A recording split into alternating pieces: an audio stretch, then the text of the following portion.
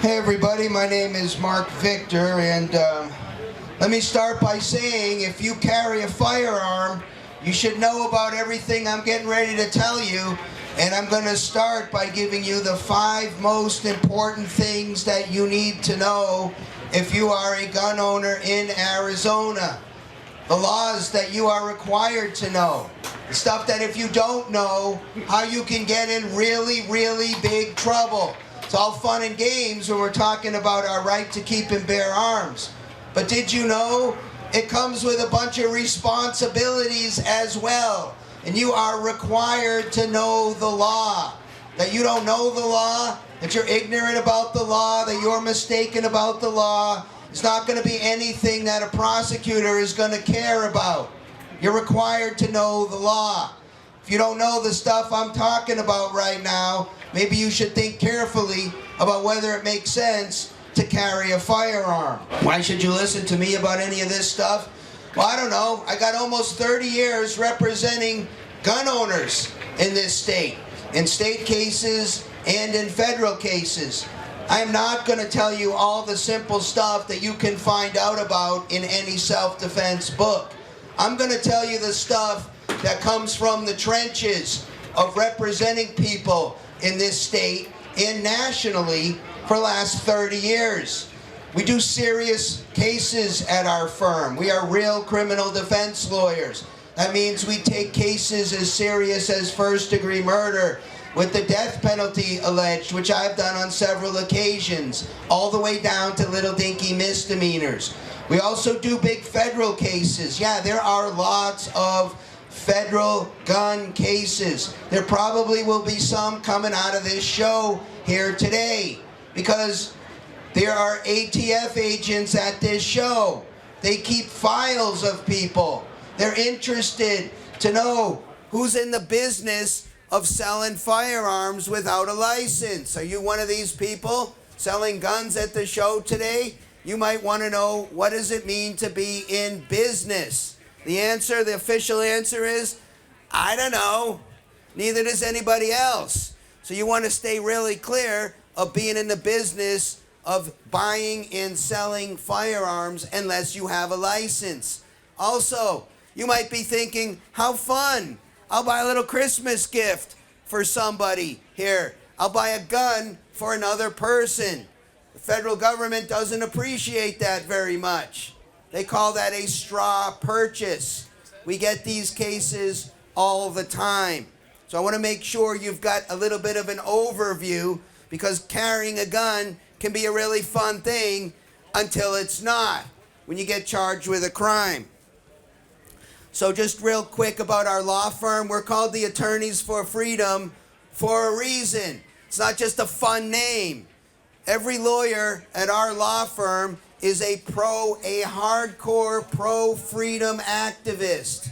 We're all believers, not just in your right to keep and bear arms, but in your right to free speech, in your right to be in charge of your body, your property, your money, and your time.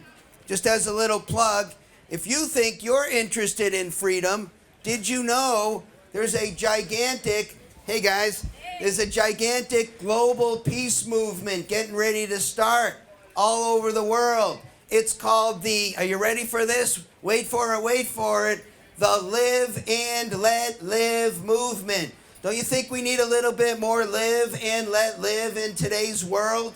If you're interested in being part of the solution instead of part of the problem, if you're cranky about other people telling you how you should live your life, the price of admission here is you got to stop telling other people how to live their lives. But if you can hang with that notion, maybe you can help out with the Live and Let Live movement. That hasn't kicked off yet. It's pre-launch. You're hearing about it really early. You can check it out at liveandletlive.org. So let me start with the 5 most important things you need to know if you're going to carry a firearm in this state. If you don't get anything else all day, you should come out of this gun show with the 5 most important things you need to know if you want to stay out of prison. That's kind of important. The number one most important thing you need to know as a criminal defense lawyer has been representing people for almost 30 years now. Let me tell you the secret sauce here. 3 words. Just shut up.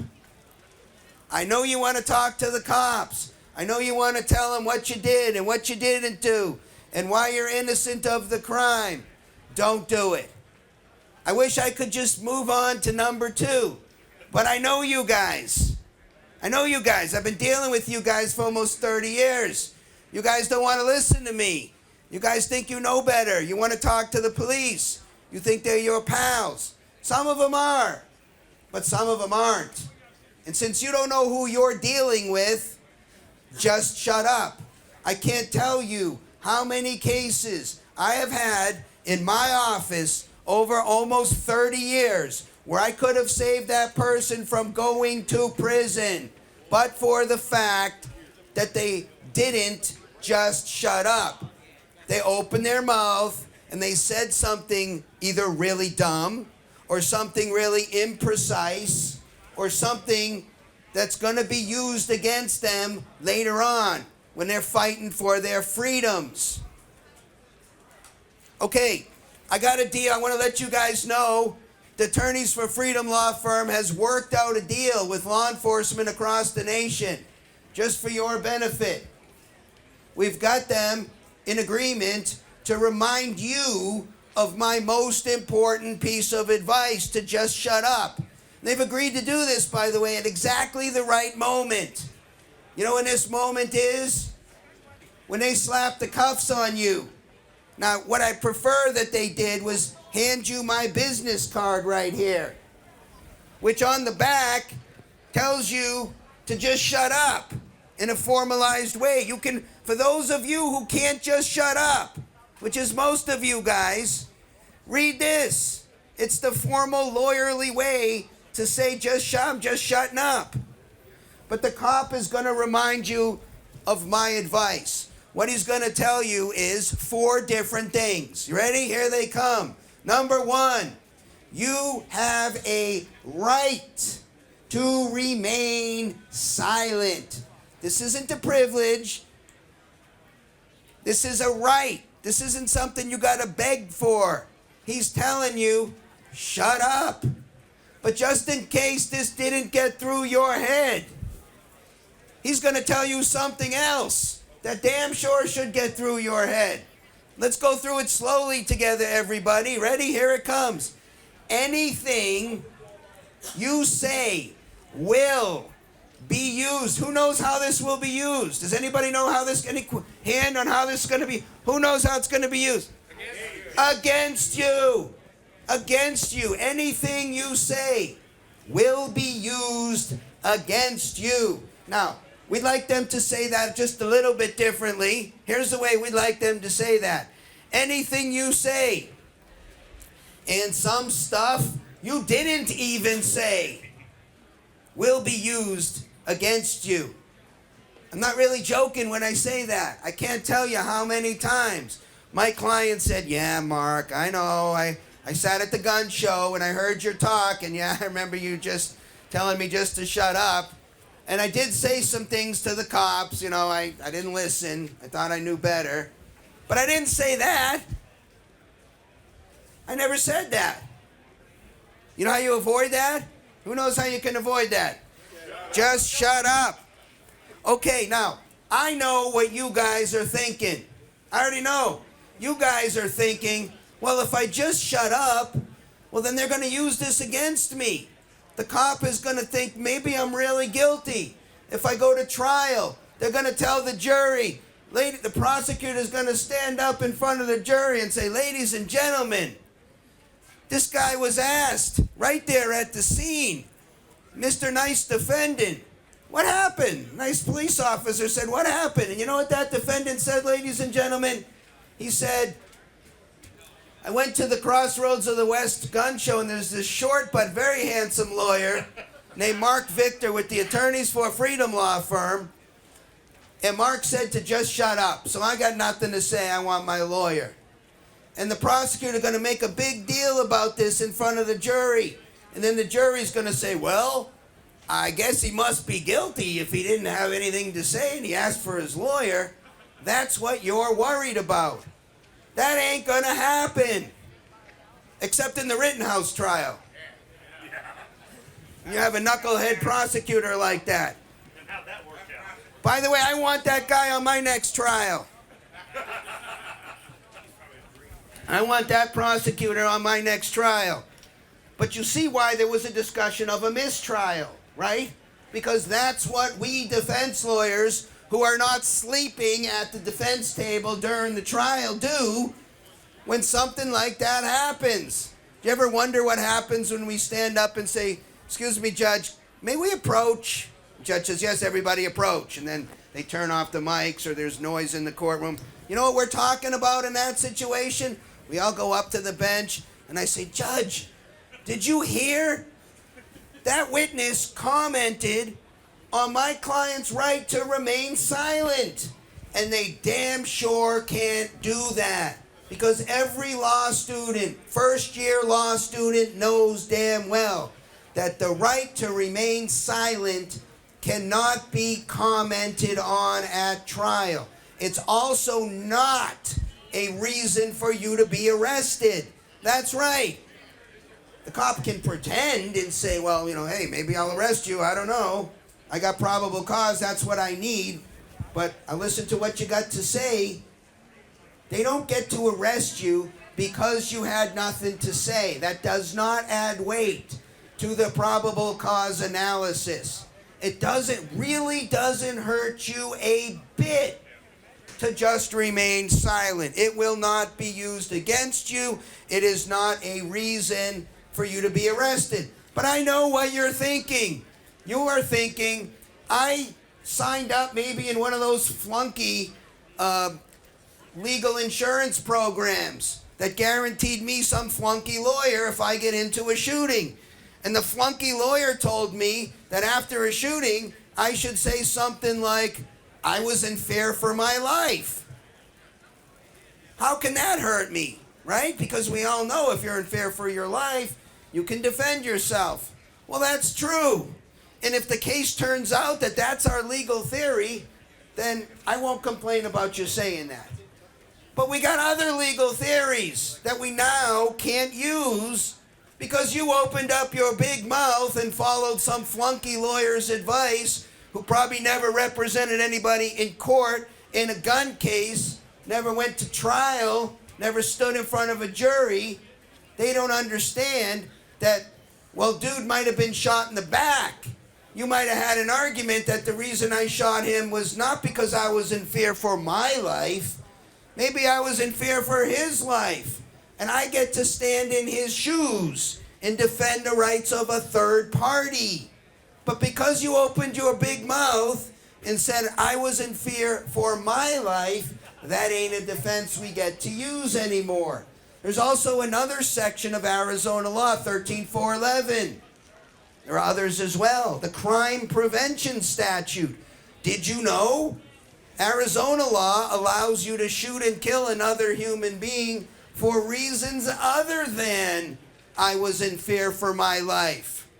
I was acting to imminently stop another person from committing one of the crimes listed in 13411. That's why we call it the crime prevention statute. Unless, of course, you opened your big mouth and said, well, the reason I fired was because I was in fear for my life. Another way to say that is not because I was acting pursuant to 13411, which might have been a great defense in your case, but you just made my job harder. This is really me saying to you, don't make my job defending you, saving your rear end in a hostile gun environment from being put in a cage. Make my job easy. Keep your mouth shut. That's what makes my job easier. Don't limit your legal theories by throwing one out there right at the beginning. You can always make a statement later. Did you know that? Just because you didn't make a statement at the scene doesn't mean I can't call the press and say, come to my law firm, everybody. show up with cameras and audio. We're getting ready to make a statement. We've done this many times at my law firm. And sometimes it works out great. Sometimes it makes sense to make a statement. I don't know about you, but I like to make a statement after I have reviewed all the evidence. Sometimes it's nice to look at the video and hear what the other witnesses say and see what the forensic evidence is. Where did the bullet go? What was the angle of entry? This stuff is kind of important before we lock ourselves into a legal theory. Some of you may remember Peter Steinmetz. Talk about this. This is one of the many high-profile cases where we have represented people at our law firm.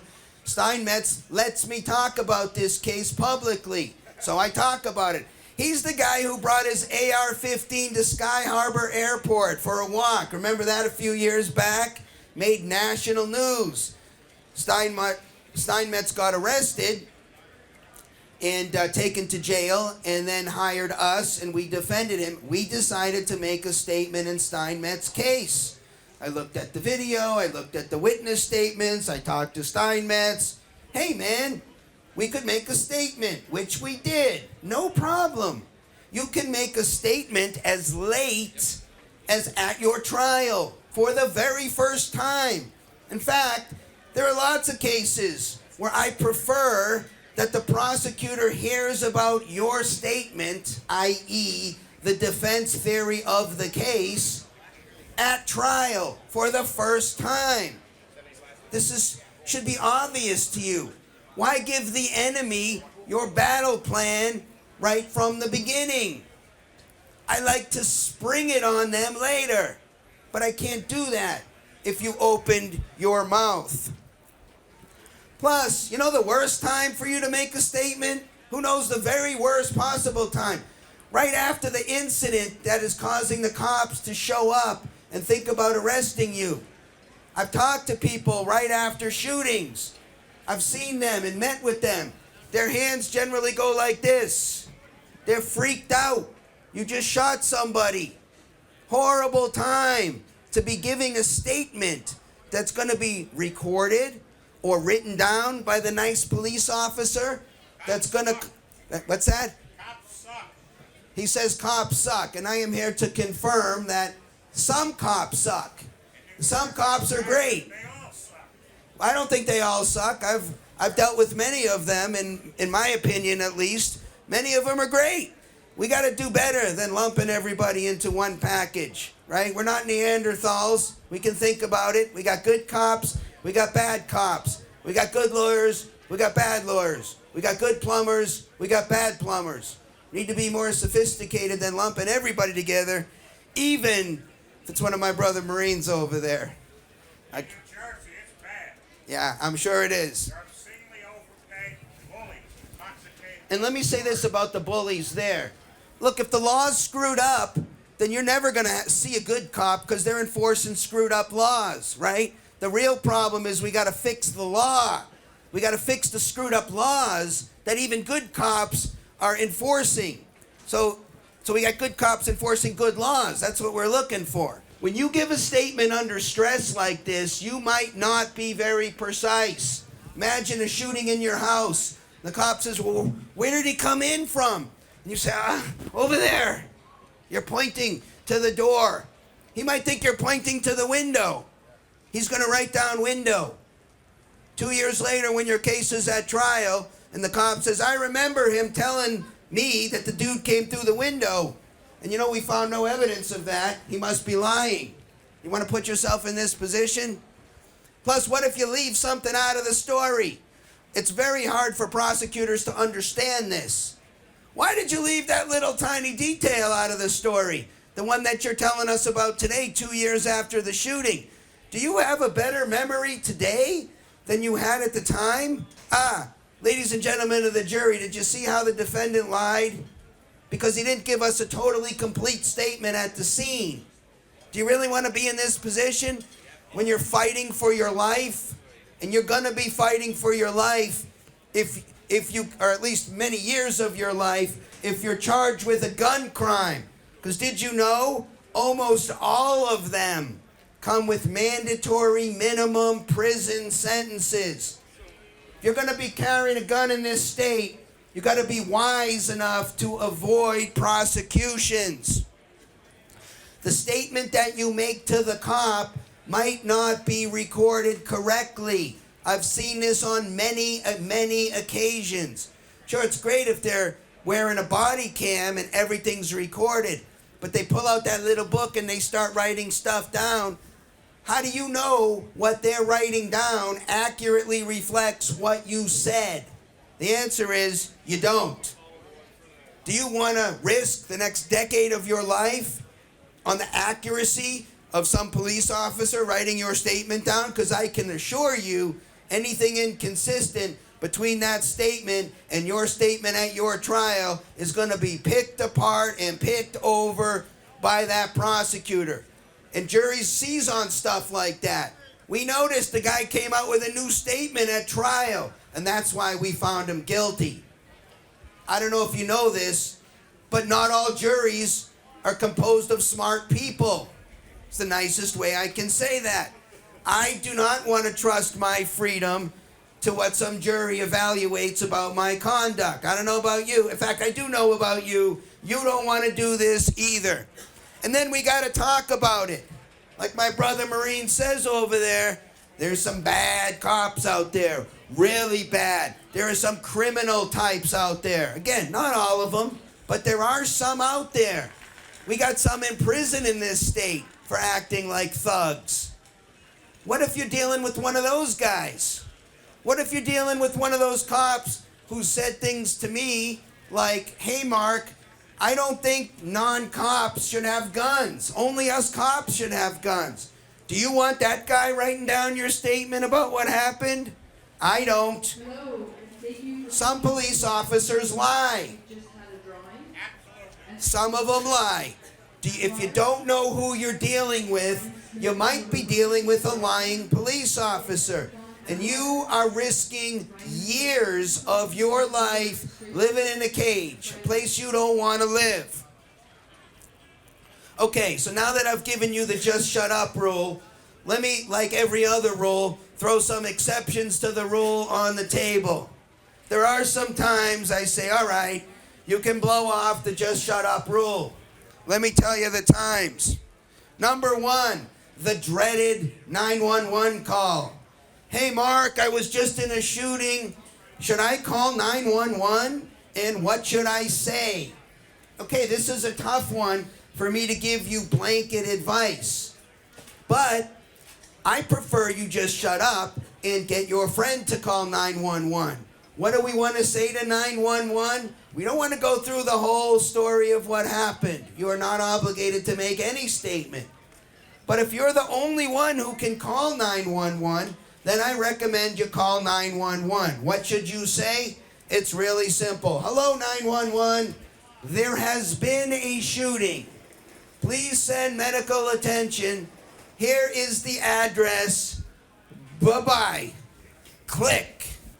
And of course, their question is, excuse me, sir, what happened? Where's the gun? Blah, blah, blah. Do not get sucked into that conversation.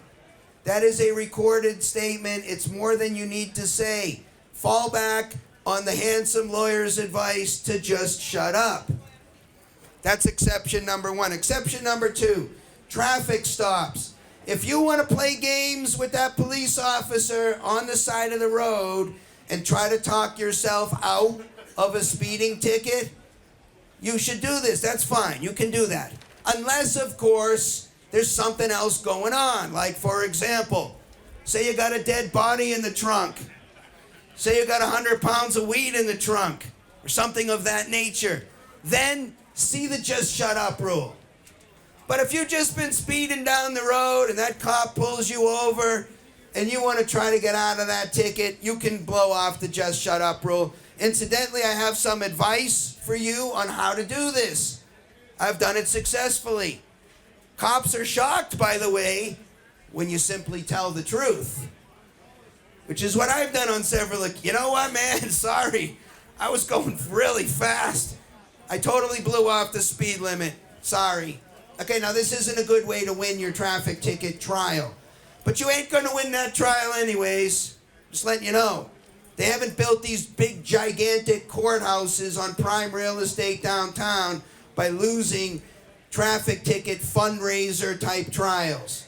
Is there really a speed limit on I-10? There is actually a speed limit on I-10 for sure. And just so you know, on the speed limit, if you're driving in this state, you should know that if you are 86 miles an hour or faster, you can be arrested and taken to jail. The speed limits are way too slow. But think of speeding as a fundraiser for the government, right? Also, when you see that speed limit sign on the road, if you exceed 20 miles an hour over that number, you can be arrested and taken to jail. So just keep that in mind. Anyways, it's an exception to the just shut up rule. After consultation, like I did with Steinmetz, sure, if you want to issue a statement after your lawyer has reviewed everything carefully, the evidence, the witness statements, the forensics, anything else, and now we want to make a statement, no problem. After consultation with somebody who knows what the heck's going on. Number 4, people get confused on this one. Arizona law says if the police officer detains you, you are required to give your true, full name. Now, license if you're driving. If you're driving, you got to have your license. The cop can say, give me your license. If you're detained on the street, you don't have to provide any paperwork to the cop. Cops got no right to tell you to provide your walking papers. Those are communist countries. We're not quite there yet. But you do have to give your true, full name. No big deal. Tell the cop your name. That's what you're required under the law to do. That's exception number 4 to the just shut up rule. By the way, if you don't give them your name, you want to play games, cop's going to arrest you and you're going to be taken to jail. And they're going to fingerprint and photo. They are going to find out who you are. It's 2021. They're going to figure this out. So just give them your name and don't get arrested. That is my advice. And then the final category, the one I feel very confident is totally unconstitutional. So we need to challenge this. I can't believe it's still on the books. If the cop pulls you over or detains you, and then the cop says, hey, you got a gun? You got to answer this question truthfully. Failing to answer this question, invoking the just shut up rule, if you say, hey, that short but very handsome lawyer Marc Victor from the Attorneys for Freedom law firm told me just shut up, they're going to say, sorry, we don't care that Marc said just shut up. If you don't answer the question, you're going to jail. Now, there was something about the Fifth Amendment and your right to remain silent that I thought seems in contradiction here, especially if you're a prohibited possessor at the time you're having this conversation with the cop. Maybe you got into an argument with your girlfriend or your wife, and the cops came and said it's domestic violence or something, and you paid a $200 fine. You said, yeah, I shouldn't have yelled at her or thrown the tuna casserole or whatever you did. You got a domestic violence misdemeanor. And thanks to Bill Clinton, this is now something that makes you a prohibited possessor under federal law and therefore under Arizona law. You might be a prohibited possessor and still have a gun in your glove box. What does that mean? You're compelled to answer that question truthfully, which is to say, you are compelled to incriminate yourself. This is why I think it's unconstitutional. That's part 1 of the unconstitutional rule we have here in Arizona. Part 2 is now that you told the cop you got a firearm because he pulled you over for doing 56 and a 55, which he can do. Doesn't matter that nobody gets pulled over for a 56 and a 55. If the cop wants to pull you over for 56 and a 55, that's perfectly fine under Arizona law and the laws in every state, unless the state says you can't do that. No problem under federal law. But after the cop pulls you over and says you got a gun and you say, yes, I do, it's in my glove box, he or she then has a right to say, I'll take that. I'm going to take your firearm for the duration of the stop. I remember something in that Constitution about property not being taken without due process of law. I recognize this isn't a huge taking, it's a gun, but it's a taking. The Constitution doesn't say, well, we don't get to take any valuable, really expensive property or high dollar pieces of property without due process of law. Any property. Where the heck is your due process of law? I've done nothing wrong. I've had no hearing. There was no judge involved, no finding of anything. I got to cough up my gun to this cop? Yes, you do. And if you don't, you're going to get charged with a crime, failing to give the cop the gun during the traffic stop. All this justified under a logic of, well, we just think it's safer for the police officer at the scene. The heck with your constitutional rights. It's safer. It just makes the police officer feel better knowing that they have every gun in their possession at the scene of a traffic stop. You don't like that? Do something different. We need to think about live and let live, don't we? We got crazy rules we need to change. All right, so those are the 5 exceptions to the just shut up rule. To just recap everything I just said, how about this? Just shut up. Trust me on this one. You get pulled over, you get detained. One of those very nice men or women in blue seems nice, seems like they're your friend. Just shut up, okay? Trust me on that one. Any questions on the just? Anybody still confused about whether they should just shut up when they get detained by the police? Any questions about that? Seriously, you guys have any questions, just go like this and I'll call on you. Love questions. Question? So as I understand it, all you really are required to do is give them your full name, and then you got it. Question from my friend Bob here is, all you're really required to do is give them your name and then you shut up. It depends. It's our favorite answer in law school. If you're driving a motor vehicle, then you're in a different category because there are rules about motor vehicles. Since he raised the question, I will give you the answer. What is it you are required to do when those blue lights come on behind you? First of all, stop. As Chris Rock said, if you make the cops chase you, they are gonna be bringing an ass kicking with them. It seems like it's a rule nobody cares about. People get beat up after these chases. They don't have any right to do this, but it seems like everybody just accepts that if you run from the cops, they get to beat the crap out of you when they catch you. Don't run from the cops. They got helicopters. So I'm finishing this one. You have to pull over, so pull over. If they say license, registration, proof of insurance, you got to cough all of that up. You don't have any option. No, they don't have to tell you why you were pulled over. There's no negotiation. License, registration, proof of insurance. They can say, get out of the car. Don't say, what'd I do wrong? Why I got to get out of the car? That's not the way the law works.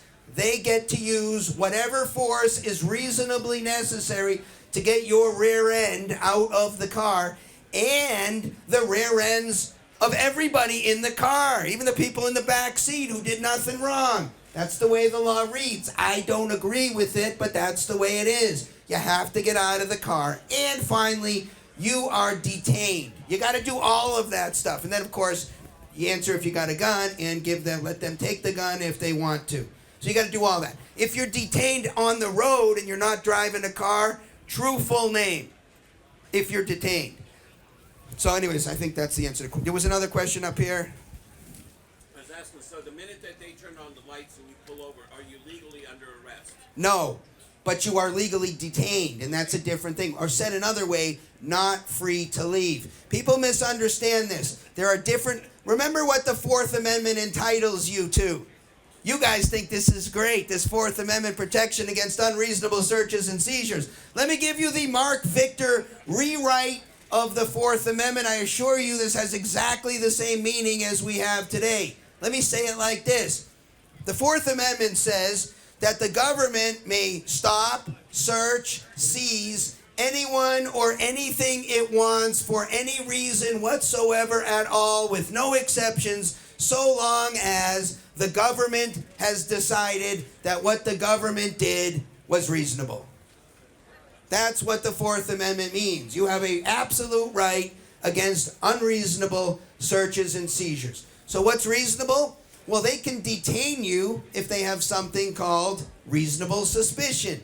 If the government decides that the government had reasonable suspicion, then you can be detained. That's exactly what you are when those blue lights come on. Or when the cop says, hold on, I want to talk to you. You're not free to leave, you're detained. They got to have reasonable suspicion. What does that mean? Something more than a hunch. Not enough to arrest you. If they want to arrest you, which usually is signified by a new pair of bracelets that you will find on your wrists. Sometimes if you have some attitude about that, you will be escorted to the ground. Anyone ever been escorted? I've been escorted to the ground before. If you've ever been escorted to the ground, it doesn't exactly go, oh, Mr. So-and-so, this is the ground. I'd like to escort you to the ground. It doesn't quite go like that. But if you get the new pair of bracelets and or you're escorted to the ground, you are under arrest, which means they got to have probable cause, something more than reasonable suspicion. How do they develop that heightened level of suspicion? Usually they get you to ignore my number one most important rule. They get you talking so you can say something dumb. So they can now say, it's not just reasonable suspicion anymore, it's probable cause, and you're under arrest because you made a statement. And anything you say will always be used against you. There's no hearsay, there's none of that stuff. If you said it, it gets used against you. Any other questions on just shut up? Back there. Is it practice now among most police officers in this state when they stop you for any kind of violation, they ask you whether you have a gun? Is it common for them to ask? Yeah, a lot of officers will ask that question, but surprisingly, not all of them care if you do. So I get reports back from clients who say, yeah, officer asked if I had a gun. I said, yes, it's in the glove box. They said, okay, no problem. Do you need me to give it to you? Do you want to take it? No, just want to know it was in the glove box. No problem. Okay, that's fine. There are some officers who recognize that merely because a citizen has a firearm does not mean they're at some horrible risk of harm. In fact, if the right citizen's got a firearm, they're safer than they would have been otherwise. We want guns in the hands of good people who understand both their rights and their responsibilities. That's why I'm speaking to you at this show, so you understand it's not just fun and games, pack a gun in and go have fun. You need to understand the law. That's why I'm here talking to you about a question. Yeah, in Arizona, are you obligated to tell a police officer that you have a firearm on you before? Excellent question. A lot of people think that they got to volunteer this information. Answer back, hell no. You are not required to volunteer any information. However, this comes with a footnote of a suggestion. If that cop decides he's patting you down and you know his hands at some point are going to get to a firearm right there, it's always better to not let him be surprised by that. Because you don't want to get shot, right? You don't want to get killed on the side of the road. So be reasonable here. If they're going to find out about the firearm, even though you don't need to tell them about it, you should. It's exactly the same thing I'm going to tell you about your non-legal duty to retreat in this state. You do not have to retreat. You can stand your ground. You can hang out. You don't have to leave. But just because you're not required to retreat doesn't mean that that isn't the smarter thing to do. I'm pushing do the smarter thing. Not necessarily what the law allows. Be smart, because sometimes the bad guys win, right? Okay, number two most important thing that you need to understand, 30,000-foot view. If you're going to carry a firearm in this state, it's all about one word, reasonable. You ever get involved in some kind of self-defense, gun case, every jury instruction is going to use the heck out of that word reasonable. If a reasonable person would believe, as most of them start out. It's all about reasonableness. So let me sum up self-defense with a quick example. Imagine your case goes to trial and you're asserting self-defense. It would be almost like at the end of the case, the judge says, ladies and gentlemen, now you've heard both sides. You heard all the witnesses, you saw the exhibits, you know everything there is to know about the case. We need you guys, the jury, to tell us the answer to a question. Here's the question. Given everything you've seen and you know about this case, did the defendant act reasonably? Because if the defendant acted reasonably, that's self-defense. If the defendant acted unreasonably, that's prison. It's all about that. Guess who makes this decision? Not you, not a jury that's selected from the attendees at the Crossroads of the West gun show. I would love that on my case. Hey, Judge, can we just get the list of people who come to the gun show and select our jury pool from that list? I'd love that. But that ain't the list we're using. We're using the list of people that includes people who voted for Biden, people who say let's go Brandon, or people who like Brandon, people who voted for Hillary, people who hate guns, people who hate people who love guns. They're on the jury. In fact, when I pick these juries, I always ask questions. Ladies, and I'm friendly, right? Nobody knows my position on this stuff. I'm up there in front of ladies. Raise your hand if you think the gun laws in this state are too strict. And I get it, all the hands from the Crossroads of the West people. Yes, they hand. Raise your hand if you think they're not tough enough. And then I get all the Biden supporters raise their hand, they're not tough enough. And we write them down. And then we go back. Juror number 3, you raised your hand. You said that the laws weren't tough enough. Tell me about that. Oh, I don't think anybody should have guns unless they're a police officer. Okay, well, thank you very much for that answer. And then I turned to Andy and said, we need to get rid of this guy. Absolutely. We got to get rid of this. This guy's crazy. He doesn't understand anything. If he's on the jury, we're dead. Yeah. Yeah. You got to think about who's going to be on your jury. Who's deciding if what you did was reasonable. It ain't the crowd you want. Do you want to be in this position? Who wants to be in this position? None of you want to be in this position. How do you avoid this? By being conservative and careful and not being a yahoo. What do I mean by that? If you find yourself carrying a firearm, just itching for an opportunity to pull that thing out. Is today the day I get to take out my gun and be the hero? If that's your mindset, better you put the gun at home and not carry it, because you're going to get in trouble with a gun. Or carry my card with you, because you're going to need it. You're going to need it at some point. And just shut up. Then you'll come into the office and we'll deal with the mess that you have made. We have some predetermined rules about what's reasonable, and I want to tell you about some of them. It's not just about what the jury thinks. We've made some decisions in this state in advance that I'm going to tell you about right now, where our legislature has already said, this is reasonable, this is not reasonable. Let me tell you some things that are reasonable and not reasonable. If you're claiming self-defense and the threat against which you were using self-defense is not an imminent threat, it ain't reasonable. I can tell you that right now. You are only allowed to use self-defense if the threat is imminent. What does that mean? It means if I say, I'm going to punch you in the nose tomorrow, you can't use self-defense right now. Even if I say, I'm going to go use the restroom and I'm coming back and I'm going to punch you in the nose. You got to wait till I come back for self-defense. Does that all make sense? You punch me now, you blew it. You're the aggressor. That's just one of our rules.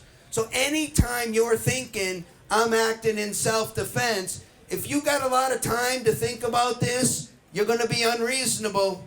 This needs to be very quick. Imminent is right now. That's a rule we've already decided on. Deadly physical force and property. A lot of people don't understand this one.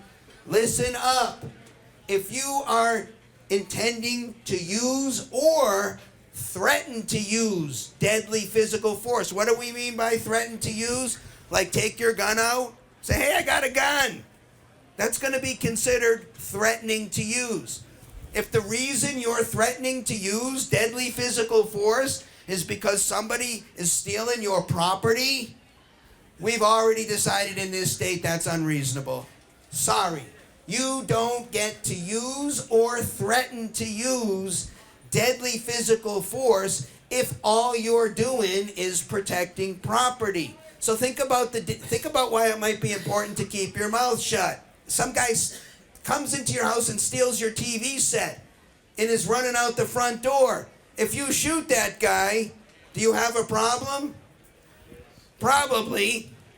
But if that guy was using the TV to hit you over the head, well, now you're okay, because he was threatening death or serious physical injury. Because if you get hit over the head with that big TV that you have, that could cause a serious physical injury. Now you're in the ball game. This is one of the reasons you keep your mouth shut. Because if you said the reason I shot him was he was stealing my big screen TV, go to prison. If you say the reason I shot him was because he took my big screen TV off the wall and he was getting ready to whack me over the head after he saw me come out and say, don't steal my TV, now you're in business. Question. What if we shoot him coming into the house? What if someone's breaking in and we meet him right at the point of entry? Okay. Yeah, the question is, what if we just shoot him when he comes in the house? The law does not say if somebody breaks in your house, you get to shoot him. It doesn't say that. What it says is you get to shoot him if you have an imminent risk of death or serious physical injury. So you got to make that case. Not everybody who comes in your house presents a risk of death or serious physical injury. What if it's one of those little girls who snuck in the window because she heard you had good treats in the refrigerator or something? You don't get to shoot her. She might be stealing your treats, but she's not presenting an imminent risk of death or serious physical injury. Now, there are aspects of somebody being in your house that we say, well, there's a big risk here, but you got to have more than that. If they're unarmed, and especially if they're smaller than you, you're going to have a hard time making the case that you are at risk of death or serious physical injury. And if you miscalculate here, you're going to go to prison for a long time. If somebody's dead, you're looking at 25 years. There is no faster way to get into really big trouble than misusing a firearm. And that is true even in a very pro-gun state like Arizona. And there is no more pro-gun state than Arizona. And here, if you misuse your firearm, you will be dealt with very harshly, which is why you're well served to be listening to this presentation right now. Are there not exceptions to the property rule if you're in a capacity where you are guarding said property? Yeah, if you're guarding property, isn't there a rule that you can protect property with deadly physical force? Answer, no. Nope. But that doesn't mean you can't carry a gun if you're guarding property. You sure can. Why might you do that? Because sometimes people who are guarding property are at risk of death or serious physical injury. Sometimes people who want to steal property show up with guns and they point it in your face and say, I'm here to steal the property. Okay, they're presenting a risk of death or serious physical injury. It's the same reason why security guards at banks bring guns to the table. Why? They don't get to shoot somebody because they're stealing cash out of the cash register. But people who come to steal cash out of the cash register often take guns and present risks of death or serious physical injury. So you really want to hold that tight. If you're threatening death or serious physical injury, and of course some of the astute ones out here will say, wait a second, Mark, there's defensive display of a firearm where I can show my firearm in response to something other than death or serious physical injury. So there is an exception to what I'm saying, but I'm going to get there. Your question. You know, if it's dark, you can't see the intruder, and you rack a 12 gauge, is that considered threatening that other person if you don't know who it is and whether they are?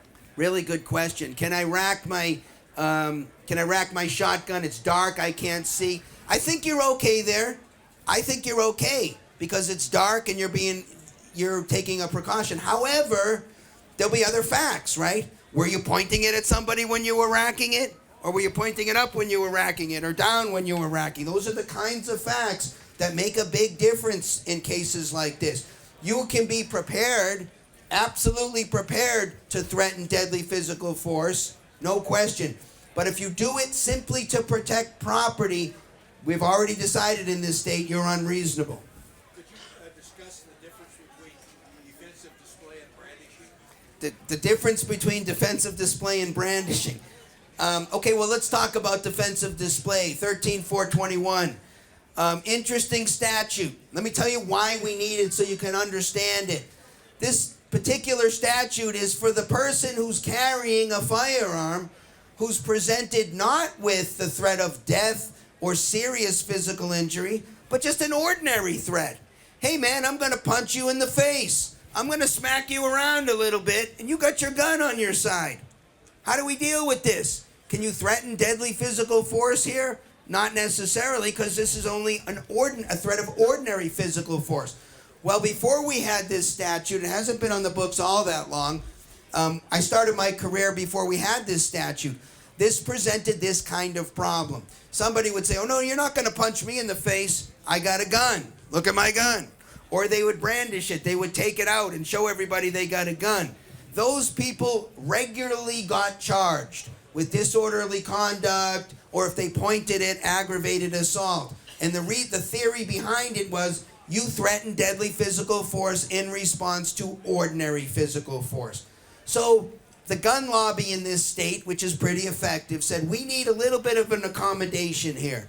So they passed defensive display of a firearm. And what they said is, in a situation where you're only looking at ordinary physical force, you can display your firearm defensively. What does it mean to display your firearm defensively? They give you what's called a non-exhaustive list, which means we'll give you some examples of what's defensive display, but there could still be more things out there. We'll leave it to creative criminal defense lawyers to argue what is defensive display. But here are the things that are definitely, under Arizona law, considered defensive display of a firearm. Number one, telling somebody you got a gun. Just simply saying, hey, I got a gun. That's defensive display of a firearm under Arizona law. Also, putting your hand on even a contained firearm is defensively displaying your firearm under Arizona law. You can do all of that and not get charged. Well, you could still get charged, but this would be a defense in your case. And third, displaying your firearm in a protective manner. And this gets to Bob's question here. What the heck does that mean? I don't know what that means, and there's no guidance in this state of what that means. So what I would suggest that means is taking out your firearm, displaying it in a protective manner without threatening it as much as you can. In other words, not pointing it at somebody, pointing it up, pointing it down, and then if you're following Marc Victor's rule, I'm going to say, okay, at the time you're doing this, to make it really clear, to do stuff that a jury's gonna like, that makes my job, this is all about making my job easier, right? I'm gonna say, how about if you do this for me? If you're gonna fall back on defensive display of a firearm, walk backwards and say, I'm not looking for any problems. Leave me alone, leave me alone, leave me alone. Do not point the firearm at the person, because this is a very poorly drafted statute. And it excludes people who are committing aggravated assaults. What's an aggravated assault? Pointing a firearm at somebody. So we're going to have a hard time using defensive display of a firearm, which is pulling out your firearm against an ordinary threat, if you point it at somebody. Now, brandishing it's just taking it out. So don't point it for defensive display. Even though I could defend this. Of course, this is a protective manner. In fact, it's the only thing you can do with a gun that's protective. Otherwise, it's a paperweight. You can fire your gun in a defensive manner. So why can't you point the gun in a defensive manner? But this is testing the limits of my skill, which you don't want to do in front of the jury. You want to make this is all about making my job easy. How about you don't pull out the firearm unless you absolutely have to? That's kind of where I'm at. Okay, number 3. Let me tell you what we argue about, what we lawyers do. We argue about the facts. We don't argue about the law. Let me explain what that means in the context of the Crossroads of the West gun show, which I've only been speaking at now for, I don't know, probably close to 2 decades. You guys like to give me hypotheticals. I already know how they go. Some of you are thinking about them right now. Hey Mark, what if I'm in my house and it's 2 o'clock in the morning and I'm sleeping and I hear a noise and I get up and I grab my gun and someone's in the house and they're doing this and that, can I shoot them? Okay, the problem with this whole construct is, and by the way, my answer to that question is going to be, well, I don't know. If a randomly selected group of jurors from that community finds what you did was reasonable, then you're okay. You're asking me to predict what that randomly selected group of people is going to decide is reasonable, and I don't know. And neither do you. So you don't want to be sitting at that defense table hoping that those people sitting on your jury are being reasonable. But this all presumes that we know the facts. We don't know the facts. I wasn't there. I can assure you, countless times, somebody comes into my office charged with an ag assault, charged with a disorderly conduct, charged with some kind of a gun crime. They tell me the story. And I buzz Andy. Andy, get in here. This is a great case. You're going to love this case. Excellent. Listen what our guy did. He did this, he did this, he did this. Sounds like a great self-defense argument here. Let's get that prosecutor on the phone. We get the prosecutor on the phone. Hey, man, do you realize the facts? You know who you're charging? You know what happened here? They say, tell me what happened, Mark. And I take them through our version of the facts. And then they say, that ain't what I got for facts, Mark. That ain't what the victim and the victim's pals are saying. They're saying something totally different. They're saying you're something close to, well, your guy just pulled out the gun, pointed it in someone's face and said, I'm going to blow you away. You didn't have any of the facts you're giving me. That's what the trial is about. It's not about a stipulated set of facts. The reason we're going to trial is because we don't agree on the facts. If we agreed on the facts, we'd resolve the case. If the prosecutor said, yeah, Mark, I see what you're saying. It is self-defense. We all know the law. I can send them the statute. I can send them cases that interpret the statute. If they agree on the facts, we'll get the case. This happens too. We finally agree on the facts. We say, wow, our guy's got problems. Let's make a plea. Sometimes we agree on the facts and the state says, we see you got a good case for self-defense, and we get them dismissed. We've had that too. The ones that go to trial, we disagree on the facts. That's what the case is always about at trial. That's what the jury's job is, finding the facts. And let me tell you who the least credible person in the courtroom always is. That's right, the defendant. Why? Because the prosecutor stands in front of the jury at the end and says, ladies and gentlemen, of course the defendant's going to say this. He's looking at a lot of time. He's going to be convicted of a felony. He doesn't want to be convicted. He's the most biased person. He's trying to get out of this thing. So what's very commonly a problem? When there's a group of bad guys against you and you got your gun, guess what? That group of bad guys, they're going to get together and have a version of events. You don't want to be in this position. But I'm telling you about it so you can keep it in mind. It's not just a matter of what actually happened. It's a matter of what facts is that jury likely to believe happened. And if it's only you against a whole bunch of other people, you run a real risk that you get convicted, not because what you did was wrong, but because the jury believed a different version of facts. How do you avoid this situation? Stay out of this. Avoid problems in the first place. Don't be looking for problems. All of this is calculated so you get in your head, maybe I don't want to be involved in a criminal prosecution for a gun crime. Number 4, I alluded to this before. Mandatory minimum sentences. Yes, we got lots of stuff about fair trials, and you'll get a reasonably fair trial if you go to trial, but you're not going to trial. I can assure you of that, because of something called mandatory minimum sentences. These are always a huge problem.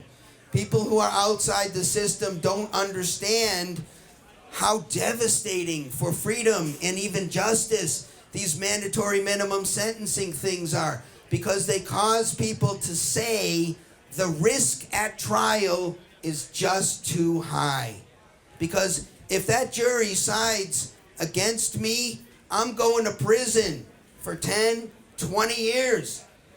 And if the prosecutor, who by the way is well aware of mandatory minimums, this isn't lost on them. They understand the risk that a defendant takes when they go to trial. When they say, all right, how about this? Your guy comes in, he pleads guilty, he says he admits he did something wrong, or said another way, he acted unreasonably, and he gets probation. We'll send him on his way. Or 30 days jail, or 1 year jail. You're going to say, no, I'm going to risk 20 years in prison? Well, if you want to make that decision, you're going to say, hey, Mark, what are my chances at trial? And I can tell you what I'm going to say. I'm not giving you any better than 50%. Sorry.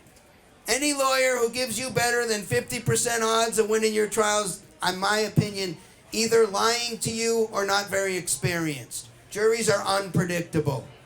But what if I pulled you aside? And first of all, you're not going to take a 50-50, right? You're not going to flip a coin and say, okay, I'll pass on the guaranteed probation and risk 20 years of my life, or 10 years of my life, or 5 years of my life, or probably even 1 year of your life. You're going to grudgingly go in there and take the deal.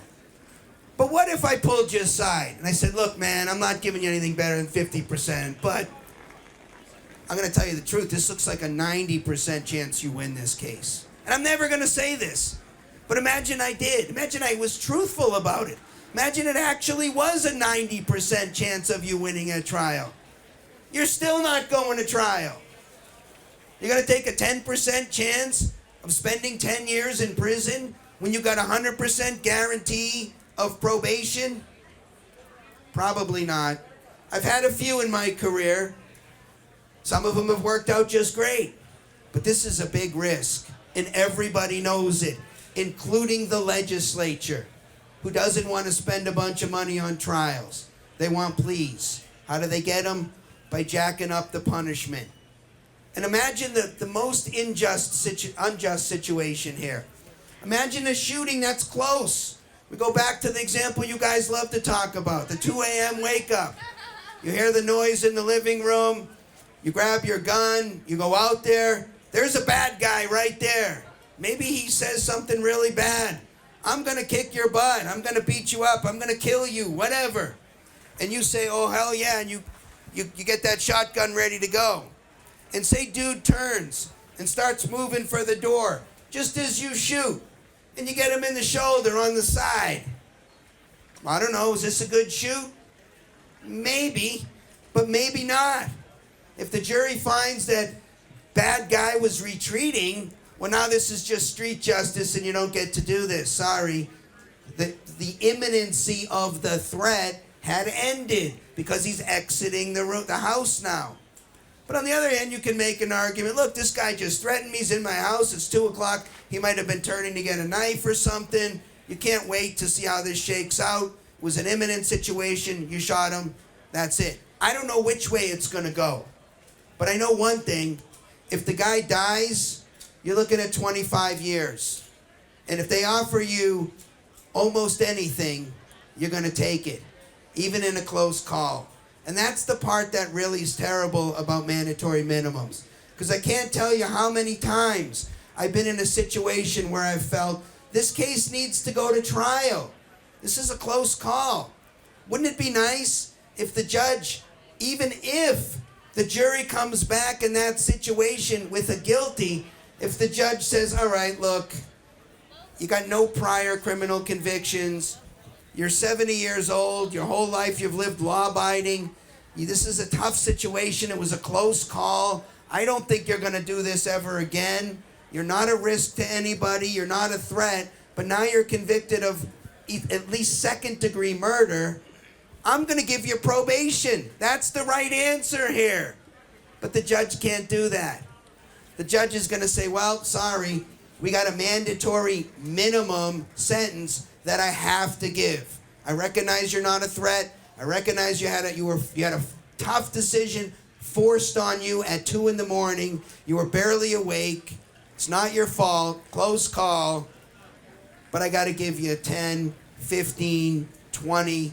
You don't want to be in that position. This is why we are getting cheated out of our rights to a jury trial in an insidious, hard to see kind of a way called mandatory minimum sentences. All under the idea of we got to get tough on people who commit these crimes.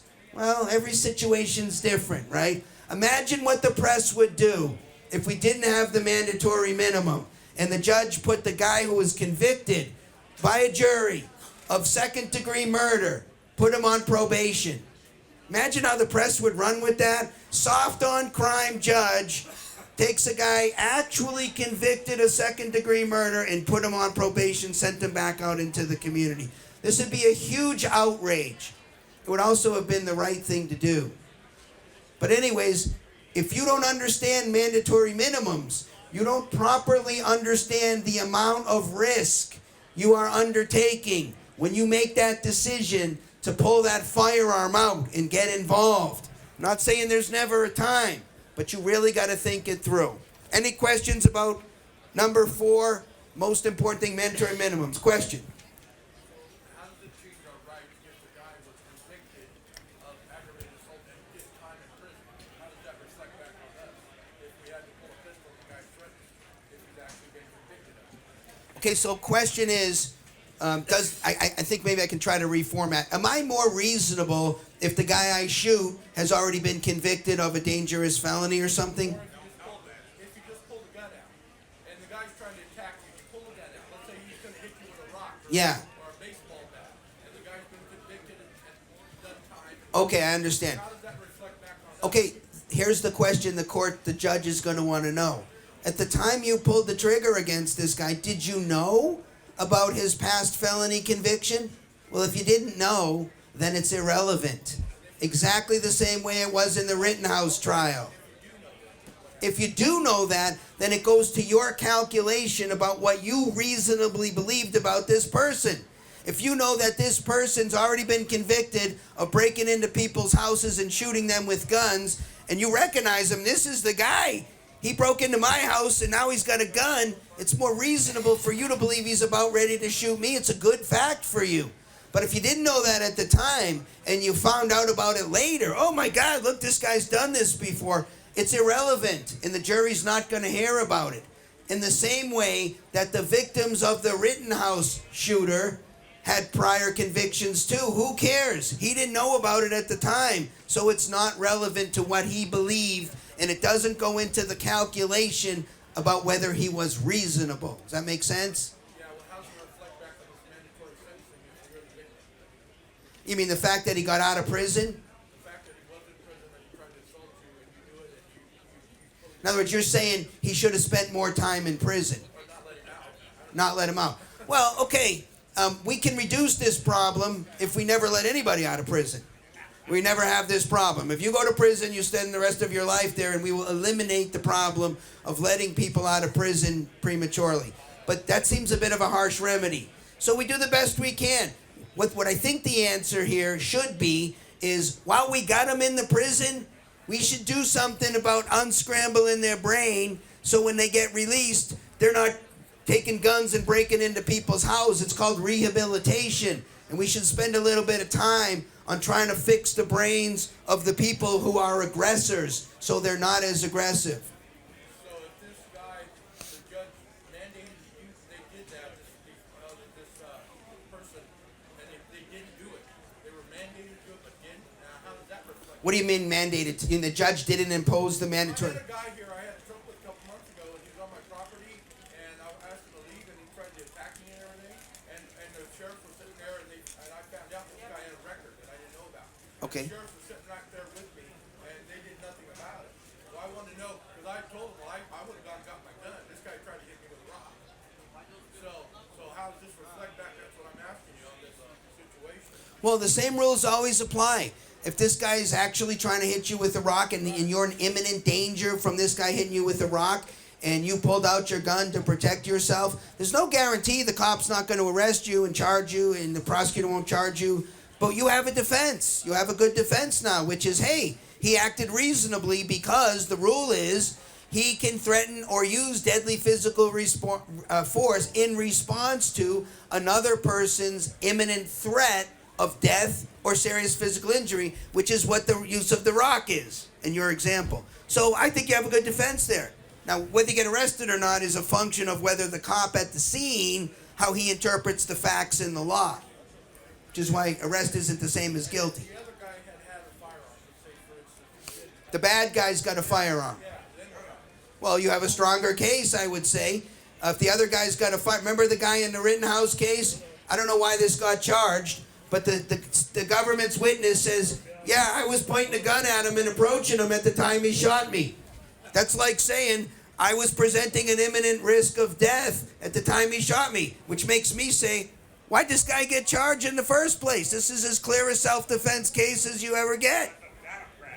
Yeah, I never get a case this good, ever. This was a slam dunk in my opinion. Okay, number 5 thing to know about. Okay, Mark, you're telling me be conservative, but I also heard you say there are times when you should pull out your firearm. What is it you're advising me to do here, Mark? Well, that's what number 5 is. What is it that should be in your head if that moment ever does arise where you got your firearm and something's going on in the world and you're thinking about, should I pull it out? Well, I like to answer the question by saying, the lawyers at my firm are available 24/7, 365. Even at 2 a.m., even on Christmas Day, even on New Year's Day. If you find yourself in one of these situations and you're wondering, should I pull out my firearm? You can call the attorneys for Freedom Law Firm, and they will patch you through to me or Andy or one of our lawyers, and you'll say, hey, Mark, you know, this is one of those occasions I'm thinking about pulling out my firearm. Can I do it? And I'll say, all right, well, look, I need to know what's going on. It'll take about an hour or so for me to get all the facts from you and go through everything. And then I, of course, have full knowledge that I may not have all the facts. So I'll give you a very lawyerly-like answer. I'll say, well, look, assuming the facts are as you've told me, they could be totally different. I think maybe you can, or I think maybe you can't. So pop quiz. Who knows why this is not a good approach to thinking about whether or not this is a time to pull it out? Question. Time's kind of expired on that. Time expired a long time ago. I can already tell you, if you got that kind of time to think about whether you should be pulling it out or not, don't pull it out. Because what that means is, it ain't imminent. You don't have an imminent problem. This is a good time to exit stage left. If you're thinking about, maybe I should call Mark or Andy and get an answer to the question, exit stage left, the answer's no. You got a second or two to think about that. What do I want in your head? Let me tell you what I want in your head. Here's what I want you thinking at this moment of maybe should I pull it out, maybe not. I want you thinking, if I do pull it out, I'm going to be prosecuted. Now, let me break down prosecuted for you. First of all, there's going to be a cop that's going to show up shortly after you pull it out.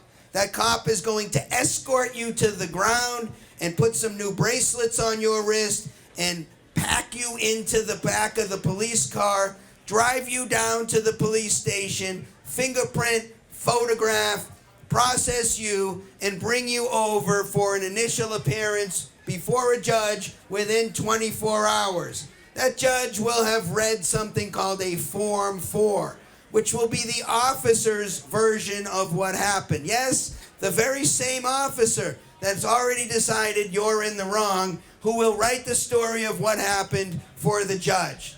Now, this judge might be a Republican judge who is incorrectly upset about people getting released pre-trial. And you will now see the other side of the argument, and that Republican judge is going to say, how about a cash-only bond? Cash-only bond. The left is right on this one. You are presumed innocent. They're saying cash-only bonds. Those are things that make it harder for people who are presumed innocent to get out of custody. Well, now you're suffering from this.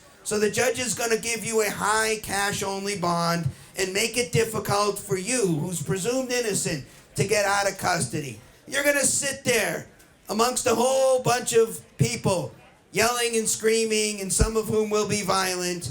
You're going to get to a phone on the wall, and remember to call that short but handsome lawyer at the Attorneys for Freedom law firm, who will take your call and immediately tell you to just shut up.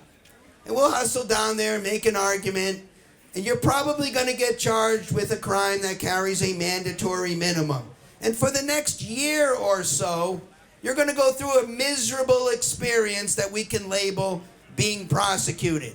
It will be the first thing you think about when your eyes open up in the morning, and it will be the last thing on your mind when your eyes close at night. Being prosecuted ain't no fun. If you joined our Attorneys on Retainer program, this right here, you didn't sign up for USCCA, an insurance company that says, hey, by the way, if you're charged with a crime, we don't cover you. Or if we did and it turns out you're guilty, you got to reimburse us. That's because they're an insurance company. But we're a law firm. If you signed up and you get a gun case and you were paying us $25 a month, we're going to represent you for free. But if you didn't sign up in Attorneys on Retainer in advance, then you're in for a rude awakening.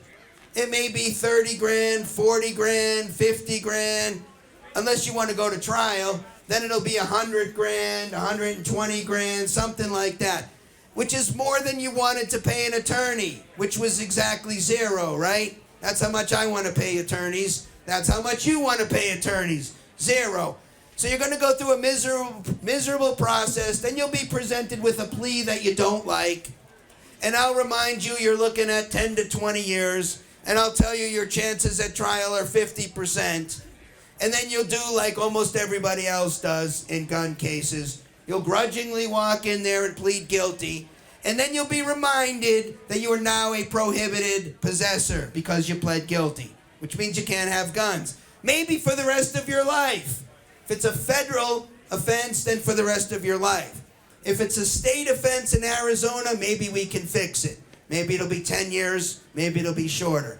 That's being prosecuted. Everybody got that?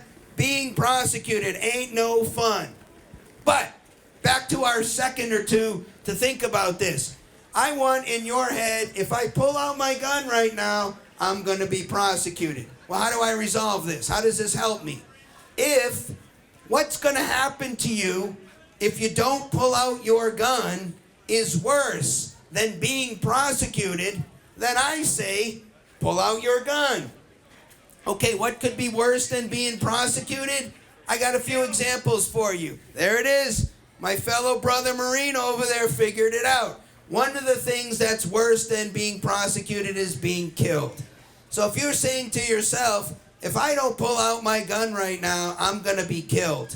I don't want to be prosecuted, but I'd rather be prosecuted than killed. Marc Victor says, pull out your gun. Now, there are other things too. Someone else might be killed. Someone you like a lot or love. If that's the situation, pull out your gun. Same is true if they're going to be seriously injured. Pull out your gun. But now an example from my practice that I give at the Crossroads Gun Show. Real example. Had a guy in my office charged with aggravated assault, pulled out his gun. I said, hey man, why did you pull out your gun? His answer back to me, because I was being disrespected. Okay, well, let's talk about that for a moment. I can assure you, I don't like being disrespected. I don't think you guys like being disrespected. Nobody likes being disrespected. So let's run that through the analysis. Disrespected or prosecuted? Anybody going to opt for prosecuted? Disrespect. We'll go disrespected all day long. So what's the answer here? If somebody is disrespecting you, do not pull out the firearm, because you'd rather be disrespected than prosecuted. Does that make sense to everybody? Yeah. Now, to be fair, this is not the way the law works. This is Marc Victor's test, because there are times when you might pull out your firearm and even shoot and kill another human being, and still not be prosecuted. Andy and I had a few of those last couple of years even. That happens sometimes. But I don't want that in your head. What I want in your head so you make the proper decision is, I'm going to be prosecuted. The situation should be serious enough that you feel like, if I don't pull that out, I'm going to be prosecuted. I'd rather be prosecuted than what's going to happen if I don't pull it out. Does that make sense to everybody? Question. What is that? Multiple assailants. Yeah, well, the reason we like this is because if you got multiple assailants and you're not looking at a bunch of Girl Scouts, but you got a bunch of crazy, dangerous thugs, then what you're really saying is, I think I'd rather be prosecuted than have to fight with these guys, right? That's what you're really saying. So this makes it more reasonable for you to pull it out, right? Now still, remember something about self-defense. This counts in all cases. You never get to use more force than is reasonably necessary to repel the attack. I've got examples of this from my practice. Once had this guy come into my office charged with assault in the Tempe City Court. I said, what happened? He said, well, I started dating this girl, and her ex-boyfriend didn't appreciate the fact that I was dating this girl. And the guy was leaving angry messages on my voicemail, threatening me, this, that, and the next thing. One day I'm minding my business. I'm at my house, and this guy shows up at my front door, pounding on my door. He's here to kick my butt. So we got into a fight, and I got charged with assault. I said, wow, this is a great case. The prosecutor must not understand what's going on. First conversation with the prosecutor. Hey, man, you understand what happened in this case? He says, I understand. He said, have we shown you the pictures yet? I said, no, we haven't seen those. He says, Mark, you might want to take a look at the picture before we talk anymore. Okay. He showed me the picture. My guy had beaten the snot out of this guy. Really bad. Lots of blood on the front lawn. The other guy didn't have a gun or anything. Now, why is this a problem? Because my guy used more force than was necessary to repel the attack. Prosecutor said, Mark, you're lucky we didn't bring this as an aggravated assault, let alone a misdemeanor assault. I said, thank you very much. We'll be back. We'll pay our $200 fine. We'll plead guilty to the misdemeanor assault, and we're on our way. But the point of the story is, even if you are justified in using self-defense, you never get to use even 1 ounce more of self-defense force than is necessary to simply stop the attack. Everybody clear on that? Yes. Any questions about that? Question? Several times lately, they have where a cop gets into a shooting and he shoots a guy 6 or 7 times. Yeah. And you think, wait a minute, is a little excessive there. What is the cop's rules that you shoot till he stops moving, or? That might happen when you're in a panic mode.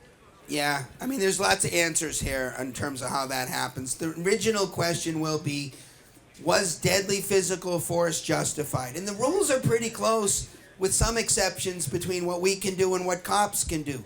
Cops get to shoot dangerous fleeing felons.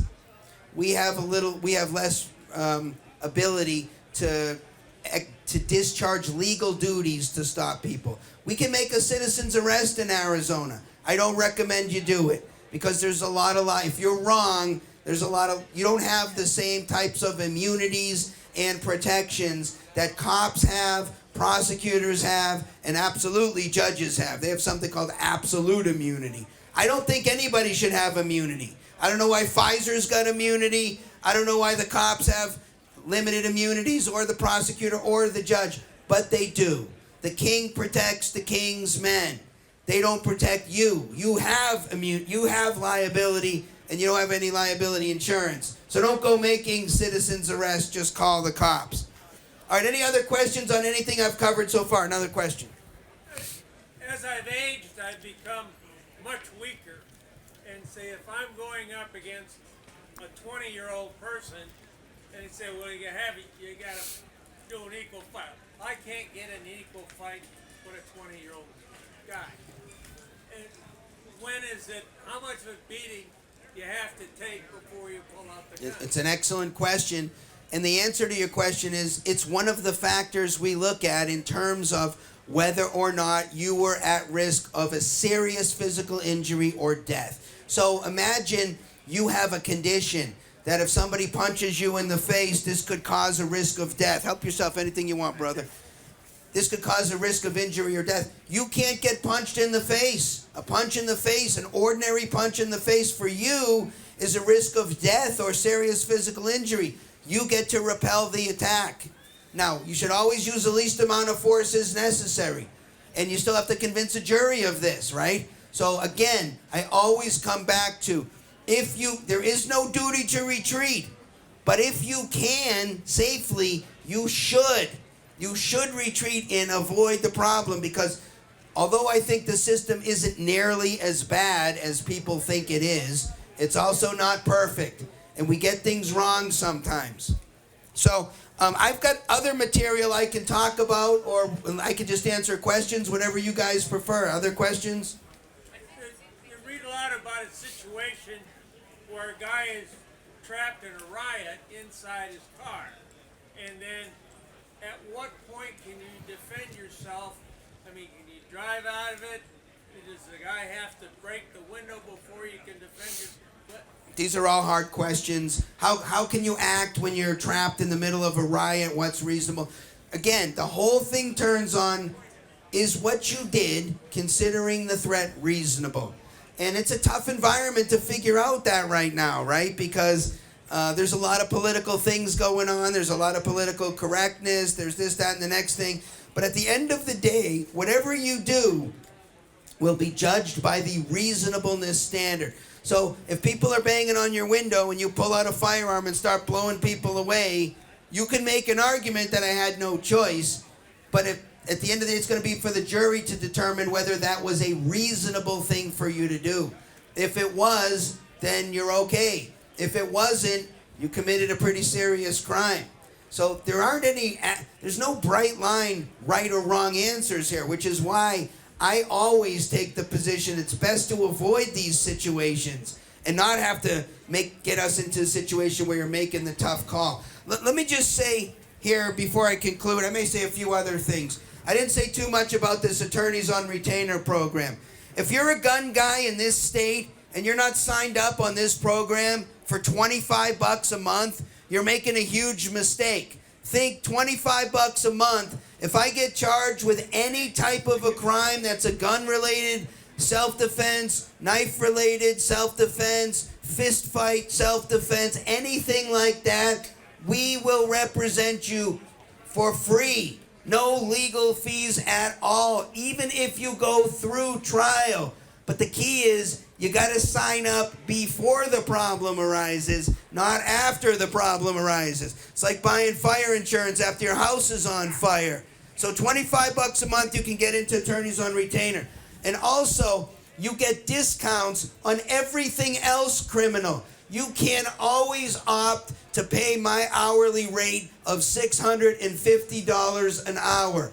But if you're in the Attorneys on Retainer program, you have an option to pay $175 an hour. And you don't get shipped off to some flunky law firm. You get us doing the case exactly the way we always do the case. And if you're interested in anything about that, just check out attorneysforfreedom.com. We've been in business almost 30 years. We got countless 5-star reviews because we operate on the old school principles. I don't overpromise. We don't BS anybody. If your case is terrible, we'll tell you that. If your case is good, we'll tell you that. We'll give you accurate advice. If you don't need a lawyer, we'll tell you that too. So you might want to check out Attorneys on Retainer. A couple more things I want to say about self-defense that I haven't said so far. One thing that people get messed up on with self-defense quite a bit is the verbal provocation. I don't care how offensive what it is somebody said to you. I don't care if they made fun of your wife, your favorite sports team, your Bible, your religion, your flag, anything. Think about what it is you hold most dear. If somebody is making fun of that to you, you never get to use self-defense. I don't care how offensive it is. This is one of those black and white rules we've made. Self-defense is never appropriate in response to verbal provocation alone, period. However, because we got creative lawyers, there's a difference between, hey, you're a jerk, I hate your favorite sports team or whatever, and saying exactly that while having fists like this and approaching you. Now you got words with action. And when you get action with the words, you're in a different ball game, right? So this is, again, a reason why you might just shut up. Why did you punch that guy in the face? Well, he said these horrible things to me. Okay, go to jail.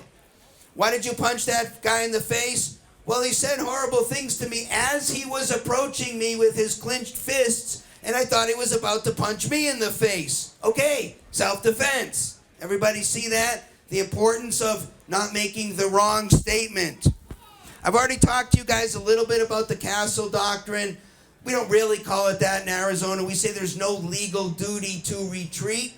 I think that's the right rule. But as I've said on a few occasions already, you're a fool if you can retreat safely and you don't. You're really risking bad things that can happen for sure. Self-defense, this is a change we had since I started talking. The gun guys love it. I'm not so convinced it's the right rule.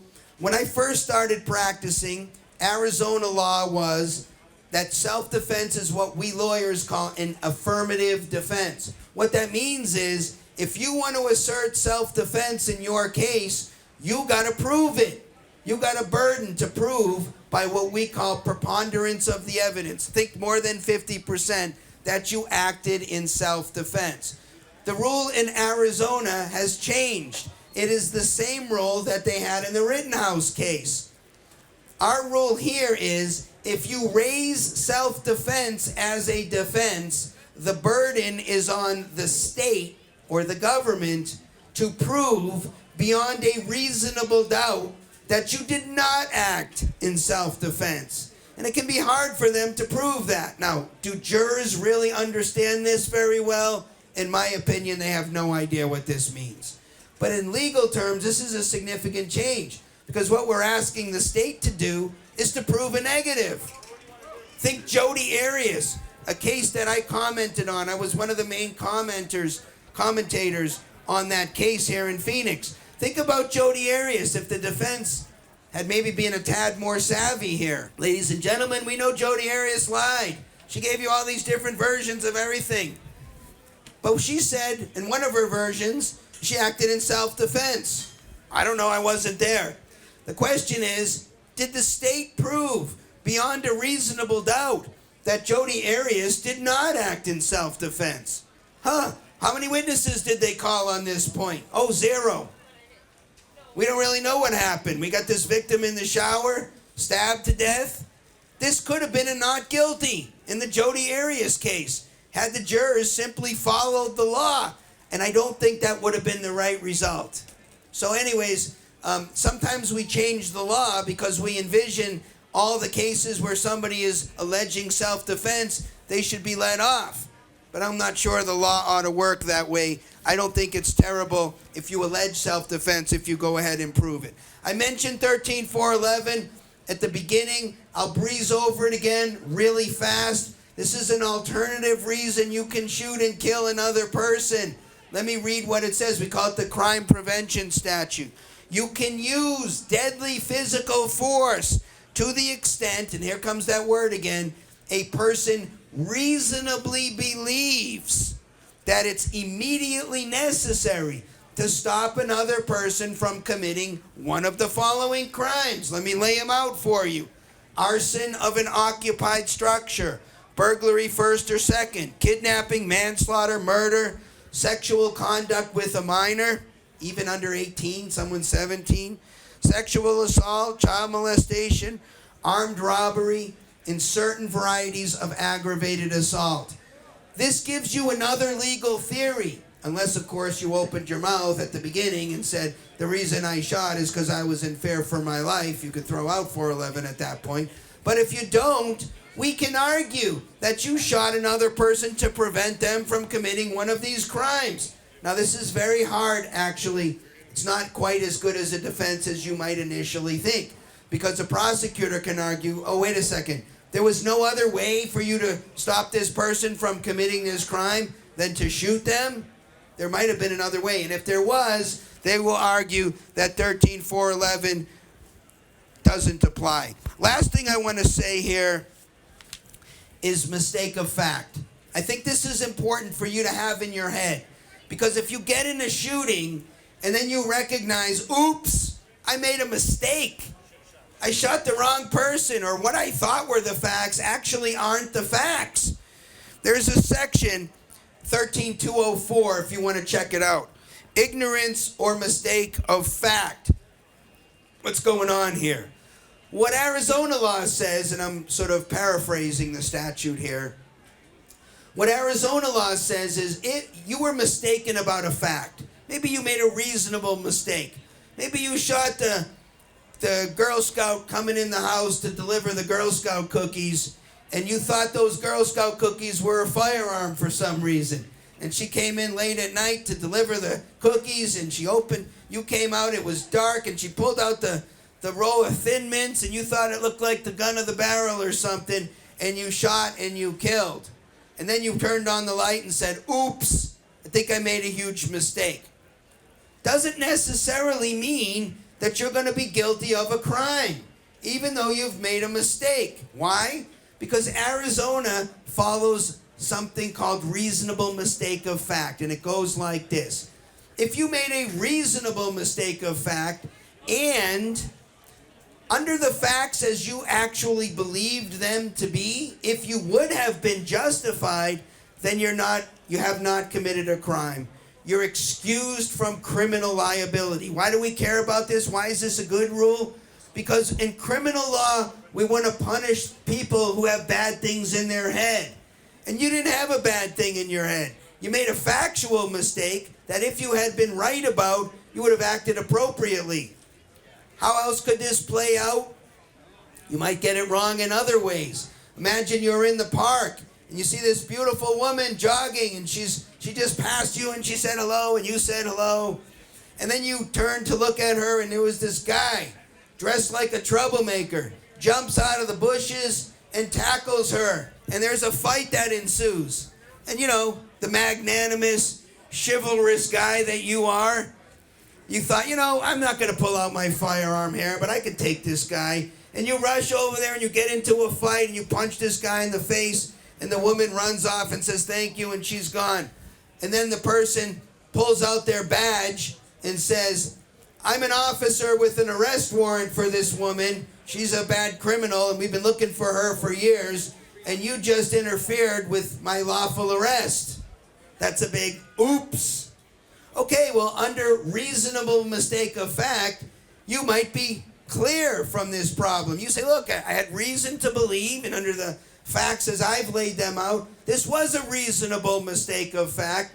You acted appropriately based on what you believed. And I don't think this person should go to jail. This isn't the kind of mens rea, as we say, that we want to punish the person. You could still get sued for doing the wrong thing. In my earlier example, you shoot the Girl Scout who brought over the Thin Mints, you're going to get sued.